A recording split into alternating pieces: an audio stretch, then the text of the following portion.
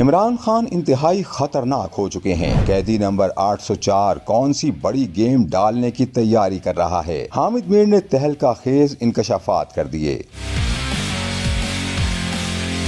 Senior صحافی اور تجزیہ کار حامد میر کے مطابق سابق وزیر اعظم نواز شریف پر آرمی چیف کا طیارہ ہائی جیک کرنے کا الزام لگایا گیا، لیکن ان کا مقدمہ فوجی عدالتوں میں نہیں چلا۔ وہ تو ڈیل کر کے باہر چلے گئے، لیکن عمران خان چاہتے ہیں ان پر فوجی عدالت میں کوئی نہ کوئی مقدمہ چلایا جائے، کیونکہ اس فوجی عدالت سے جو سزا سنائی جائے گی اس کا خمیازہ پاکستان کی پوری حکمران اشرافیہ بھگتے گی۔